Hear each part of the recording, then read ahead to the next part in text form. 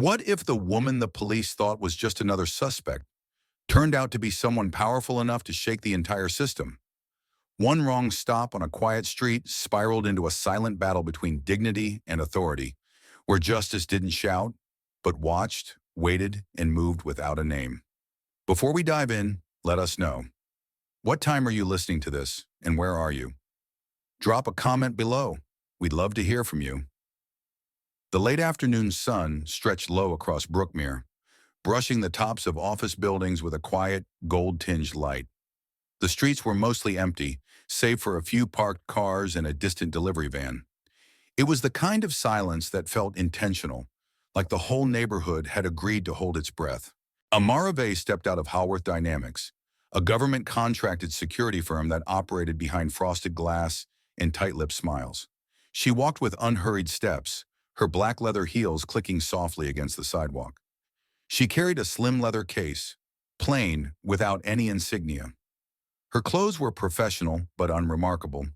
White blouse, dark slacks, and a gray overcoat she wore open. No name badge, no visible ID. She paused just past the revolving doors and looked up.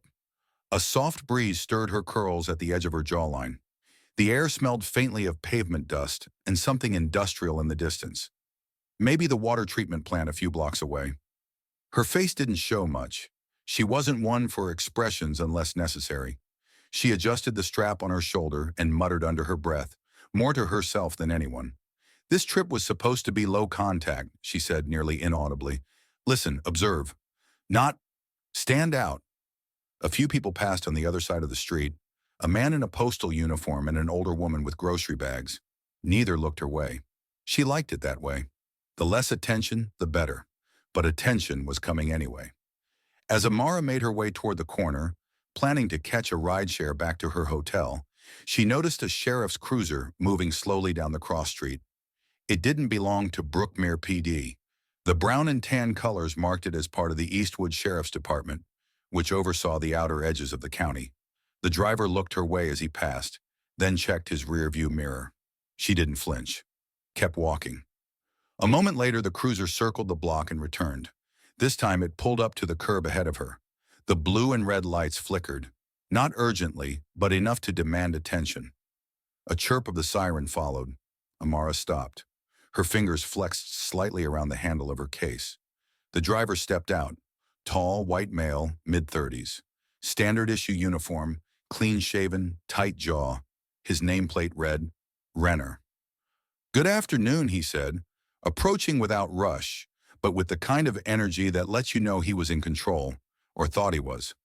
"Mind stepping over here for a minute?" Amara nodded once. "Is there a problem, Deputy?" "We've had a report," he said. "A woman matching your description may be connected to a theft from a convenience store a few blocks down." "I've just come from a meeting at Hallworth Dynamics," she replied, calm. "You can verify that. I have ID." He didn't reach for it. He didn't even ask to see it.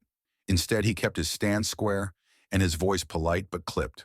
"I'm going to have to ask you to place your belongings down and keep your hands where I can see them." There was a small hesitation in Amara's movement. Not fear, more like restraint. She slowly set her case on the ground. The wind caught the edge of her coat, fluttering it slightly. Her eyes, dark, steady, locked on his face. Then she turned as instructed and placed her hands behind her. He cuffed her wrist without another word. "You shouldn't do this," she said softly, almost like it was a warning. He glanced at her. "Ma'am, I'm following procedure." "Not if you haven't checked the name that goes with that ID." A second cruiser pulled up moments later. A female officer stepped out to assist. Amara didn't speak again. Her silence was deliberate now, cutting, as if her words were no longer necessary. The second officer picked up the leather case and opened the outer pocket. She pulled out a slim wallet, a phone, and a folded sheet of paper. One of them fluttered to the ground. Deputy Renner stooped to grab it, eyes scanning the printed header before the wind threatened to carry it away. "Confidential clearance, Alpha Tier," the top line read, in pale gray ink over a federal seal. He froze a beat too long, then shoved the paper back into the case like it meant nothing. "Transport her to Eastwood Substation," he muttered, "just to sort things out." Inside the cruiser, Amara sat with her back straight, her wrists still cuffed. She didn't fidget. She didn't ask questions. Through the tinted glass, the world passed quietly. Strip malls, empty parking lots, a dog walker crossing against the light. Her face didn't change, but her eyes. They weren't the eyes of someone confused or afraid. They were the eyes of someone waiting. Waiting for something much bigger than a patrol car in Brookmere. Waiting for what happens next, when people realize who they just laid hands on. The walls inside Eastwood Substation were a pale beige, the kind that tried to feel clean but never quite did. Fluorescent lights buzzed faintly above, and the only sounds were the soft hum of the HVAC and the occasional shuffle of paper or boot. Amara sat alone in a narrow interview room, hands free now, but unmoved. Her coat hung on the back of the chair. Her bag was on the floor, untouched since the ride-in. She hadn't asked for a phone call, hadn't asked for a lawyer. She hadn't even spoken unless someone asked her something directly, and even then, she gave answers as brief as legally required. The female officer who brought her water had asked almost kindly, "Do you want me to call someone for you?" Amara had shaken her head once, then said, "No, I'll wait." Deputy Renner had filed his report within 20 minutes of bringing her in. Suspect was uncooperative, unable to verify identity, fit the description of a shoplifting incident reported earlier in the day. It was short, impersonal, and covered every procedural checkbox. He made sure to use words like professional, neutral, and standard protocol. Then he went back to his desk, leaned back in his chair, and checked the database to finish the paperwork. Nothing. No photo, no active address, no employment record. Her driver's license number pulled up a partial profile with a federal flag across the top. Access limited, clearance level restriction. He tried again, same result. "Hey," he said to a clerk across the room, "can you check this ID? I'm getting restricted access." The clerk tried from her station. Same thing. Renner stared at the screen a few extra seconds, then leaned forward. "That doesn't make sense." The clerk shrugged. "Maybe she's military or something. You might need to call upstairs." Renner didn't like that. Not one bit. He sat back, jaw tight. He didn't like being told what he could and couldn't access in his own station. In the interview room, the air had gone still again. That's how it always felt when Greta Holcomb walked in. She didn't dress like most court-appointed attorneys, no off-the-rack suits or tired briefcases. Greta wore a dark cardigan over a crisp button-down, slacks with subtle pinstripes, and comfortable brown flats. Her hair was pulled back in a neat twist, and her eyes, sharp, blue, deliberate, went straight to Amara as she entered the room. "Ms. Vey," she said, voice calm but brisk, "I'm Greta Holcomb. I've been assigned to your case. I'm a public defender now, but I used to work in prosecution."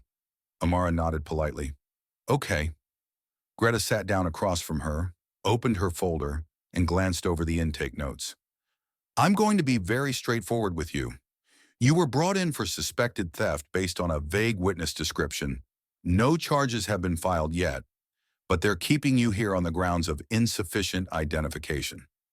Amara said nothing. "You've got the right to request a release or file a civil complaint," Greta continued. "This whole thing can be handled quickly if you're willing to push back." Amara's hands were folded neatly in her lap. Her voice was even. "I'll follow the process, but I expect the process to follow me too." Greta raised an eyebrow. She wasn't used to this kind of poise from someone in this position. "That's an interesting way to put it." Amara met her gaze. "I'm not here to cause problems. I just don't want anyone cutting corners." There was a long moment of silence. Greta studied her carefully, her posture, her tone, her eyes. She wasn't afraid, not agitated, not even annoyed. She was waiting for something. Greta opened the intake file again. Something about the name tugged at her memory, but it was faint, like a tune half heard. As she flipped to the last page, a line of text caught her attention, partially redacted in black ink. Clearance. Alpha Tier. Agency. Reference. Her eyes narrowed. That wasn't standard for any civilian or even most military personnel. That was federal. Greta looked up. "Ms. Vey, are you currently employed by the government?" Amara hesitated just long enough to be deliberate. then said, "I've worked with federal agencies." "That's vague." "I know." Greta tapped her pen lightly on the folder. She'd seen enough in her career to know when she was dealing with something and someone above her pay grade. But she also knew what it looked like when someone tried to bury a mistake before it became a scandal. "All right," she said finally, closing the folder. "We'll go by the book." Amara nodded once with the faintest flicker of something close to gratitude. Or maybe respect. In the hallway outside, Renner was pacing. He'd made 3 calls to regional HQ and hadn't gotten a straight answer yet. Each time he mentioned Amara's name, the line went quiet for a second too long. One of the lieutenants had finally told him, "Just leave her be until we figure it out." "What does that mean?" Renner asked. "It means someone above you wants this handled quietly." Renner clenched his jaw. He didn't like being cut out. He didn't like the sense that maybe, just maybe, he'd overstepped. Back in her holding room, Amara watched the shadow under the door. She heard boots moving down the hall, papers being shuffled, radios crackling softly. Greta had left the room a few minutes earlier, saying she needed to make some calls. Now Amara waited. She didn't check the time. She didn't shift in her seat. She just sat there, steady, eyes on the door, not blinking. Greta, somewhere in the building, had already dialed her contact at the Department of Justice. Renner, down the hall, was pacing with frustration, fists occasionally clenching at his sides. Renner had been pacing the hallway for almost 20 minutes, back and forth between the glass-walled dispatch room and the coffee machine that hadn't been cleaned in weeks. He hadn't said much to anyone, but his jaw was clenched tight, and every so often, he glanced toward the interview room like he expected something to explode. "What's going on with her?" Officer Lamont asked, leaning against the edge of a filing cabinet, arms folded. Renner didn't answer right away. He looked around, then lowered his voice. "There's something off. I tried running her ID through the system, twice. It's locked. Says federal clearance. That's not normal." "Maybe she works for the military," Lamont offered, not sounding entirely convinced. "Military records show up with rank and assignment. This doesn't show anything." Renner rubbed the back of his neck, then leaned in closer. "Someone's pulling strings behind the curtain. I can feel it." Lamont raised an eyebrow. "You sure you're not reading too much into this?" Renner didn't respond. He turned back toward the hallway, shoulders tense. Whatever confidence he had walking into the station earlier that day was slowly unraveling. It wasn't the first time he'd detained someone on suspicion. He was used to the process. But this felt like a trap he hadn't seen coming. Across the building, Greta Holcomb sat in the break room with her phone pressed to her ear, her voice low. "I need a favor," she said to the person on the other end. "I'm working a case in Eastwood. Name's Amara Vey. I need you to check if she's on any kind of watch list, clearance list, anything." The voice on the line paused, then replied, "That's not a name I can pull. I'm seeing redacted tags. That only happens with people inside active operations." Greta exhaled slowly, not surprised but not thrilled either. "Can you get me anything I can bring to a hearing? I'll send you what I can. It won't be much, but it'll have the federal watermark." When she hung up, she stared at the black coffee in her cup, untouched and already cold. The pieces were starting to move, but she didn't like the shape of the board. This wasn't just a case anymore. It was a collision between procedure, pride, and power. And somewhere in the middle of it was a woman who hadn't said more than a dozen full sentences since she was brought in. In the holding room, Amara sat with her hands folded neatly, eyes fixed on the scuffed edge of the table. Her mind wasn't there, though, not fully. She was replaying the voice message that had come through on her secure line half an hour earlier. "Do not engage further. Maintain silence. We're handling it." She deleted it as soon as it played. Standard protocol. But the words sat heavy in her chest. They would handle it. Of course they would. Smooth it over, quiet down the noise before anyone outside the system noticed. Just like they always did. That's what agencies like hers were trained to do. Contain fallout, not fuel it. But this time it was her name being buried. Her dignity. And there was something about that that made her feel more tired than angry. Like she was being erased in slow motion. The door opened without warning. Renner stepped in, closing it behind him. His expression was different now. Not smug or defensive, just strained. like he knew he was on thin ice but didn't want to admit it. I wanted to talk, he said, trying for casual. Get a better sense of what happened out there. Amara looked up, her gaze steady. You already wrote your report. Renner hesitated. Yeah, well, reports don't always tell the whole story. She tilted her head slightly. And what story are you hoping to tell now? He sat down across from her, but didn't lean forward, didn't try to intimidate, just looked tired. I didn't know who you were. I saw someone matching a description and followed the procedure.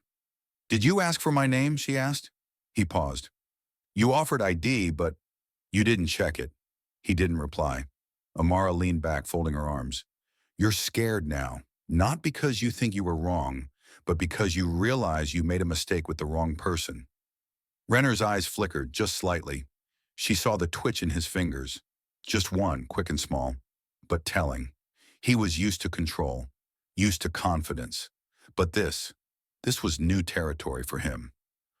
I don't have a problem with people like you, he said suddenly, a little too defensive.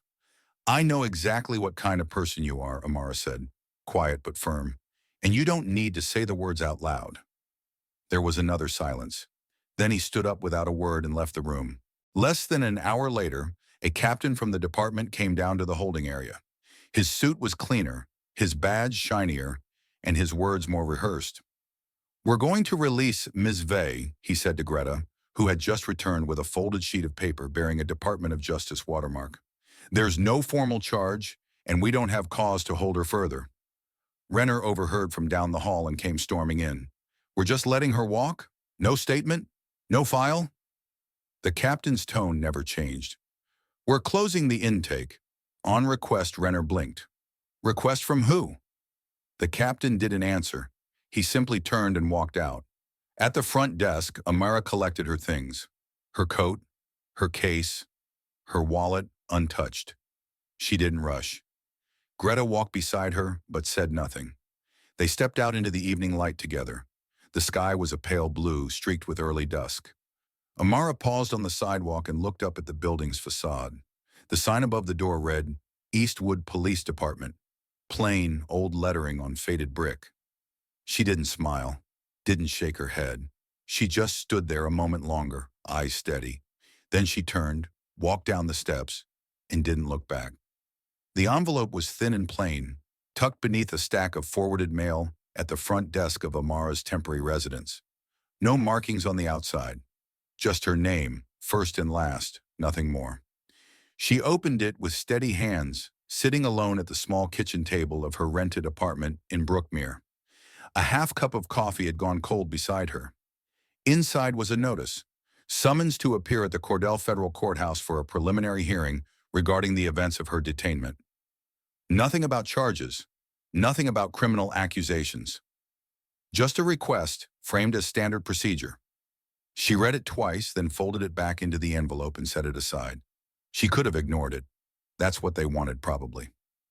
Let the agency step in, call it a misunderstanding, and sweep it under the nearest rug. Her contact had already offered as much, in the quietest way possible.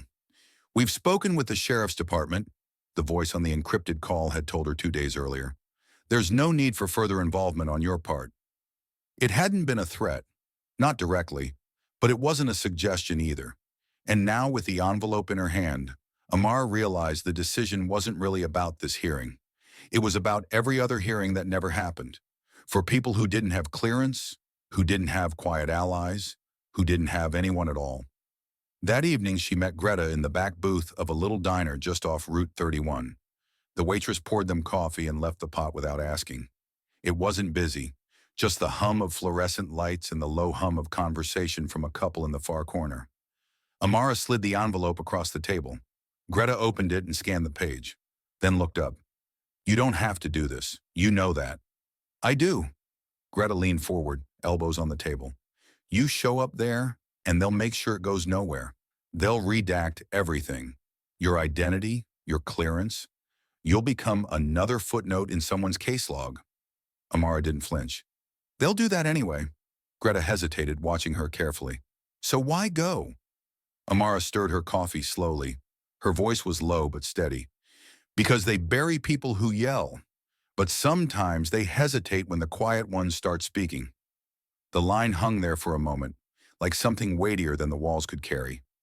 Amara didn't say anything else. She didn't need to. Her decision had already been made. The next morning, Greta's office received an envelope. No return address, typed in block font. Inside was a signed affidavit. Anonymous. The writer identified himself only as a former Eastwood officer. The contents were detailed and direct. 3 incidents involving Deputy Renner, each involving unprovoked stops against black residents, all brushed aside internally. There were names, dates, internal complaint numbers. Greta read it twice. She didn't smile, but she did feel a new kind of resolve settle into her shoulders, the kind that reminded her why she had left prosecution in the first place. She met with Amara again that afternoon and slid the affidavit across the table without a word. Amara read it in silence.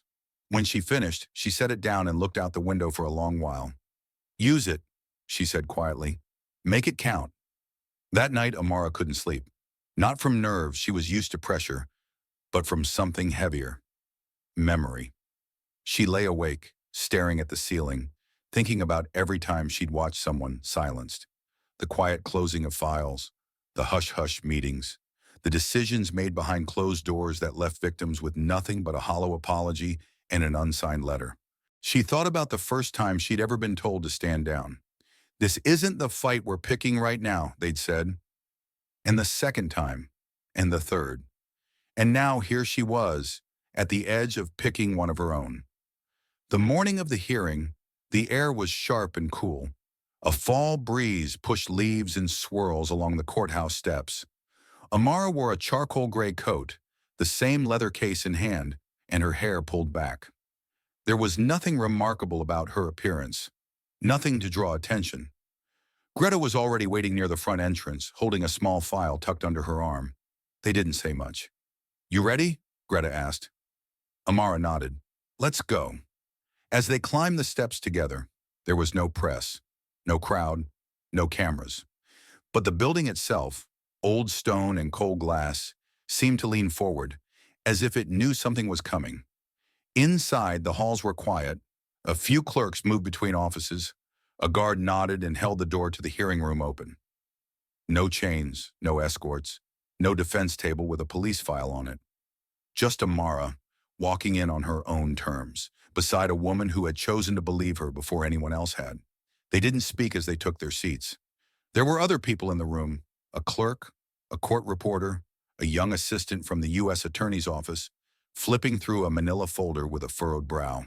But none of that registered for Amara. Her eyes were fixed on the seal above the judge's bench. Not because it represented power, but because it reminded her why power, when left unchecked, becomes the quietest kind of violence. And this time, she wasn't going to let silence do all the talking. The courtroom at Cordell didn't feel like a place built for justice. It felt like a place built to manage conflict without drawing too much attention. The walls were a dull beige, the kind of color that muted emotion, and the lights overhead hummed like they'd been installed when the Cold War was still hot. It was early. The room was mostly empty, save for the court clerk, a security officer at the back, and a young assistant U.S. attorney shuffling notes on the government side. Greta and Amara arrived 15 minutes early, just as planned. They took their seats quietly.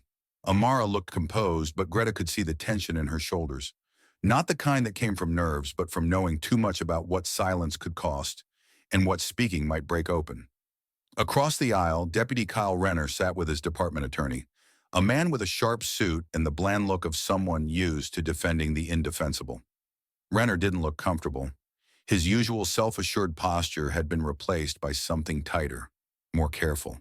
His hands kept rubbing together, the kind of small motion that meant he was trying to hold something in, maybe control, maybe fear. The judge entered, a middle-aged woman with silver-streaked hair and a face that didn't blink much. She looked down at the file in front of her, adjusted her glasses, and began the hearing. "We're here today to review the circumstances surrounding the detention of Ms. Amara Vey on the evening of September 14th, she said. "As of now, this is a procedural hearing to determine whether further inquiry is warranted." The assistant U.S. attorney stood, young, polished, voice even. Your Honor, we've reviewed the arrest report and found that Deputy Renner's conduct falls within standard guidelines. The detainment was brief, no charges were filed, and Ms. Vey was released without incident. Given that, we believe no further action is necessary. It was clean, practiced, designed to close the door politely. Greta stood slowly, nodded once toward the bench, then walked to the front of the courtroom with a thin folder in hand. With respect, she began, we're not here because Miss Vey was charged. We're here because someone with federal security clearance was detained based solely on appearance, without identity being verified. And that's not a procedural issue. That's a systemic one. She opened the folder and slid a document onto the evidence table. This, Shah, she continued, is an anonymous sworn affidavit from a former Eastwood officer. It details 3 prior incidents involving Deputy Renner, each involving unjustified stops targeting individuals of color. Internal reports were filed. No action was taken. The judge looked down at the paper for a moment, then back up. And Ms. Vey's credentials? Greta didn't flinch. Access restricted. But what I can share is this. Her federal clearance was flagged within 10 minutes of her detainment, and those flags were ignored. For the first time, the courtroom shifted. The clerk stopped typing. Even Renner blinked. Before the judge could speak again, the courtroom doors opened. A man in a dark blue suit, polished shoes, and a quiet presence stepped in. He carried no briefcase, no assistant. Just a slim envelope. He walked directly to the bench and handed the envelope to the bailiff. The judge read it carefully, then looked up. Mr. Silas McCready, Liaison for Interagency Coordination under the Office of National Intelligence. She read aloud. This letter formally requests that any documentation related to Ms. Vey's employment or federal affiliation be sealed from court proceedings due to national security considerations. Silas gave a small nod from the back of the courtroom. He didn't sit down, didn't speak, just waited. The judge leaned back in her chair. Well, that puts us in an unusual position. If the court cannot access your background, Ms. Vey, it severely limits our ability to determine whether your detention was, in fact, inappropriate. Amara stood. Her voice was clear, low, but steady. Your Honor, I understand the request, but I'm not asking this court to judge my job. I'm asking you to consider how easily someone like me, anyone who looks like me, can be assumed guilty based on nothing more than walking in the wrong neighborhood, wearing the wrong expression. The judge studied her. Ms. Vey, do you wish to provide testimony at this point? Greta stood up quickly. Your Honor, I advise my client to decline, given the national security implications. But Amara didn't sit. She looked at Greta briefly, then turned back to the bench. I'm not here to make someone lose their job, she said. I'm here to ask, when a person is seen as a threat because of the color of their skin, who's held accountable for that assumption? The room was silent. Even Renner, who had begun to shift uncomfortably again, didn't say a word. Amara didn't offer any more. She didn't need to. She returned to her seat slowly, the silence around her thicker than any testimony could break. Greta leaned toward her, whispering softly. Are you sure you want to keep going with this? Amara's answer was quiet, but unshakable. I didn't come to prove who I am. I came so they'd have to look at who they are. And with that, the hearing moved into a territory no one had quite prepared for. Not the prosecution, not the court, not even the agency trying so hard to keep things quiet, because now silence wasn't working, and everyone in the room could feel it. The room had fallen so quiet that even the light tapping of the clerk's keyboard felt intrusive. The judge looked up from the paperwork with a neutral expression, eyes flicking briefly to Greta, then to Amara, then back again. No one said anything. Not Renner, not the prosecutor, not Silas McCready, still seated silently in the back row, like a shadow that wasn't supposed to be there. Amara rose slowly. Greta gave her a look, not quite a warning, but close. Amara nodded once in response, then stepped forward, not toward the witness box, but just to the edge of the defense table. She held a folded letter in her hand, neat government-grade stationery, with an embossed seal barely visible under the courtroom lights. She offered it to the bailiff. I'd like this submitted to the court, she said simply. It's a letter of confirmation from the Department of Justice. The judge took it, unfolded it carefully, and read. Her brow furrowed slightly as she reached the second paragraph, then softened. She looked back up at Amara. This confirms you were, and I quote, assigned to interagency operations at the federal level with active Alpha Tier clearance and authority over classified security reviews. Amara didn't speak. She didn't need to. The letter didn't name an agency. It didn't confirm CIA, but it said enough. Silas shifted in his seat. Renner's jaw clenched so tight it was visible from 3 rows back. The prosecutor just stared at the letter like it was a puzzle missing too many pieces. Well, the judge said, setting the paper down, that certainly changes the context. Renner stood up abruptly. You're kidding me, he said, voice sharper than the courtroom could contain. So she's one of them? That's what this is about? You're going to turn me into some kind of example just because I stopped the wrong person at the wrong time? His lawyer touched his arm, but he shrugged it off. This is a setup, Renner snapped. I didn't know who she was. I followed protocol. I saw someone who fit the description, and I acted. They always look. He stopped himself, but it was too late. The judge's eyes narrowed. Greta rose to her feet slowly, not in anger, but in precision. Your Honor, she said, I'd like that statement entered into the record. Renner's attorney tried to interject, but the judge raised a hand. It's already been recorded, she said. Please proceed. Ms. Holcomb Greta walked to the table and pulled out another file. This document, she said, was obtained through a whistleblower request. It contains 3 formal complaints filed against Deputy Renner over the past 6 years. Each alleges racially motivated stops. None resulted in disciplinary action. All were signed by a supervising officer who has since retired. She handed the file to the court clerk. With this, she added, plus the statement he just made under oath, I believe there's sufficient cause to open a broader investigation into practices within the Eastwood Sheriff's Department. The judge didn't argue. She didn't nod either. She just sat in silence for a long moment, then turned to the prosecution table. Do you have any objection to entering these materials for review? The young prosecutor looked frozen. No, Your Honor. Amara didn't sit. She remained standing, not looking at Renner, not looking at Silas. Her focus stayed on the judge. For the first time, the courtroom started to murmur.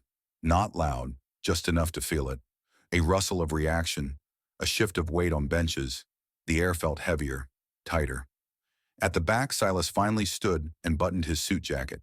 He walked toward the exit without a word, but just before he reached the door, he paused beside Amara and leaned in close. I'll file the agency's withdrawal later this afternoon, he said quietly. From here on, you're acting independently. I hope you're ready for that. Amara didn't reply. Silas looked at her for a moment longer, then walked out. Greta placed a hand lightly on Amara's shoulder as she sat back down. You okay? She whispered. I will be, Amara replied. The hearing adjourned moments later. No final ruling yet. Just an agreement that more review was needed, that more documents would be requested, that more people would be asked questions they weren't expecting. The courthouse steps were old stone, uneven and weathered by decades of rain, snow, and the weight of feet that passed with hope, fear, or both.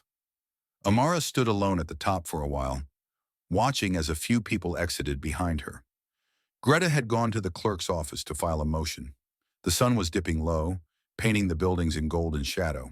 The courthouse flag rustled gently on its pole, just audible in the breeze. She didn't pull out her phone, didn't check the time.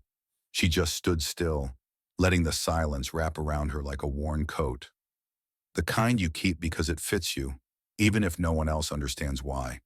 And for the first time since this began, she didn't feel erased, not hidden, not protected, just present, entirely, fully, and by choice. The hallway outside the hearing room smelled faintly of old polish and dust, years of silence and conversations no one remembered. Amara stepped out first, followed closely by Greta, who was already on her phone arranging follow-up filings. A few people milled around, mostly staffers and clerks. Renner stood near the water fountain, his jacket draped over one shoulder, eyes fixed on the floor like he was reading something no one else could see. He noticed her immediately. She felt it, the way one feels a shift in the air more than a look. He stepped toward her, not aggressively, but with the energy of a man who needed to reclaim something. Dignity, pride, or just a sense that he still understood the world around him. "I didn't know who you were," he said, voice low. "You weren't marked, weren't dressed like anything official. You looked like anybody." Amara didn't stop walking, but she didn't rush either. Calm, always calm. "That's exactly the problem," she replied. "I looked like anybody, and to you that meant I didn't matter." He followed her another step, voice quickening. "How was I supposed to know? A regular person? Someone just walking around?" She stopped then, turned. "You didn't need to know who I was," she said. "You just needed to see that I was someone. That should have been enough." Her voice wasn't sharp. It wasn't loud, but it had weight, like a stone dropped in still water. Renner didn't answer, not with words. His jaw tightened again. His fingers twitched. And then he turned away as if the conversation had ended itself. Greta caught up a moment later. "I saw that. I didn't say it for him," Amara replied. They left the courthouse in silence. In the days that followed, the case didn't show up on any major news outlet. There were no headlines, no talking heads dissecting the hearing. The details were locked down under federal classification, sealed quietly as the system always preferred. But the internal wheels began to turn. The State Judicial Oversight Committee opened a review of Eastwood Sheriff's Department, a quiet, serious one. Personnel files were pulled, anonymous interviews scheduled, supervisors asked to account for a decade of complaints that never made it past their desks. A memo circulated through agencies across the region. No further detentions based on vague descriptions without immediate ID verification. It didn't name Amara, but it echoed her words in tone and intent. She stayed out of it, turned down 3 interview requests, 2 podcast offers, and even a quiet invite to appear at a civil rights roundtable hosted by a sitting senator. Greta didn't understand it at first. "You could shape the narrative," she told her one evening over the phone. "You could be a voice for change. People need a name, a face, something to hold on to." Amara sat on the edge of her bed in D.C., watching the lights outside her window flicker against nearby buildings. She listened, then answered without hesitation. "I don't need them to know my name," she said. "I just need them to remember what happened and make sure it doesn't happen again." The next day, she submitted a classified internal proposal addressed jointly to the Department of Justice in the agency's Civil Affairs Office.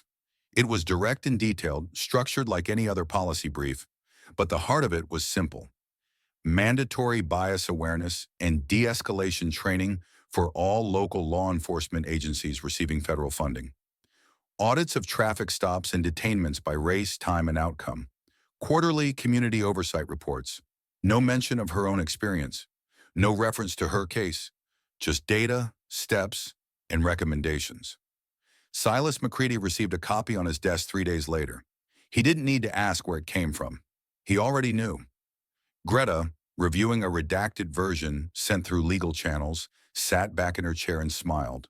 Not wide, but long. She called Amara one more time. "You sure?" she asked. "No interviews? No name on the proposal?" "I'm sure." Greta hesitated, then said, "I hope they remember what you did." "They don't need to," Amara said softly. "They just need to live in a system that doesn't give them a reason to wonder if they'll be next." Weeks passed, then months. The memo made its rounds. Some departments balked, others quietly adjusted. Nothing happened overnight, but shifts began, subtle, like slow, tectonic movement. No applause, no ceremonies, just less noise where noise once echoed. One afternoon back in Washington, Amara took a longer route home from work. It had been a long week. Quiet meetings, longer reports, faces that smiled too quickly, and eyes that still didn't always see. As she turned a corner near an elementary school, she passed a group of kids on the sidewalk. 3 black girls, maybe 9 or 10 years old, walking home in oversized backpacks and sneakers too big. They were laughing about something, loud and carefree, the way only children who feel safe can laugh. None of them looked at her. None of them recognized her. She didn't expect them to. But as she passed them, she felt a kind of warmth rise in her chest, small, steady, and rare. And for the first time in weeks, she smiled. Not because someone saw her, but because someone else no longer had to be afraid of not being seen. 3 months had passed since the hearing at Cordell. The leaves in Brookmere had turned and fallen, then turned again. Life moved on in the way it always did, slowly and then all at once. But some things had shifted beneath the surface, quietly. The Eastwood Sheriff's Department issued a statement that began like any other. Formal, polished, unremarkable. But what came next wasn't expected. They announced the launch of a department-wide reform initiative. It started with a comprehensive review of all internal complaints from the past decade, especially those involving traffic stops and detainments without clear cause. A civilian oversight board was formed, composed of local community members, educators, and 2 former officers who had left the force on principle. But the most striking part was buried halfway through the report. A new department-wide training module, developed in collaboration with federal equity consultants, has been adopted for all personnel. The program is based on materials authored by a former federal investigator who has chosen to remain anonymous. They didn't name her, but she saw it. Amara read the release at her desk in Washington, in a quiet office tucked inside a training division at Langley. The memo had made its way up through interagency channels, and someone had left a printed copy on her chair with no note. She didn't smile. Not exactly, but something in her chest settled. Across the state line, Kyle Renner sat in a much smaller precinct, in a town with no stoplights and fewer responsibilities.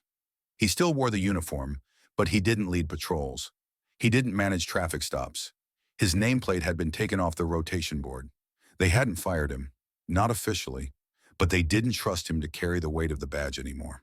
One morning during a required department-wide training, Renner was handed a thick booklet labeled Bias and Responsibility, a Systems Approach.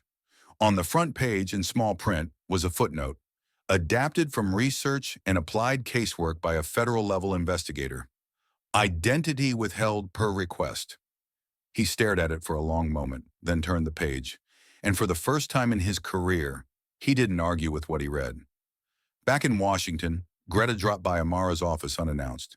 She knocked once and let herself in, the way old friends do. No need for formalities. She held a stack of mail in her hand, mostly letters from nonprofits and a few forwarded envelopes that had somehow made their way to Greta's law office. "You've got fans," Greta said, dropping them on Amara's desk. Amara glanced at them but didn't reach. "Any names?" she asked. "Just yours, or some version of it. A lot of the woman from the courthouse, a few just addressed to her." Greta took the seat across from her and leaned forward. "You could still speak. Write a book. Be the face of this." Amara looked out the window, where the city stretched wide and gray beneath a pale winter sky. "I don't need to be the face," she said. "What matters is whether the system changes for people without one." Greta didn't argue. She never had to. Amara stood and walked to the filing cabinet beside her desk. On top of it sat a small picture frame. Simple, metal, almost forgettable. Inside was a black and white photo printed on textured paper. It showed a woman, Amara, from behind, walking down the steps of Cordell Courthouse. Her shoulders were squared, her hands at her sides, her coat catching the wind just enough to lift. Underneath, a quiet caption read, "She walked away without needing to be known, but made sure the system would never forget." Later that week, in a precinct classroom in Eastwood, a young officer sat at a training table with his notebook open. He was new, barely out of academy, and the material in front of him was dense. The instructor spoke calmly, moving through concepts about implicit bias, policy discretion, and the ethics of judgment. On page 14 of the training guide, there was a section titled Seeing Before Knowing. It began with a single sentence. Procedure is not protection if the person using it does not question their own lens. The officer paused. Let that sink in.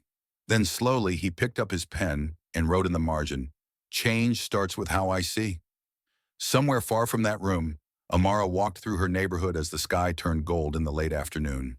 A group of kids zipped past her on scooters, laughing about something she didn't catch.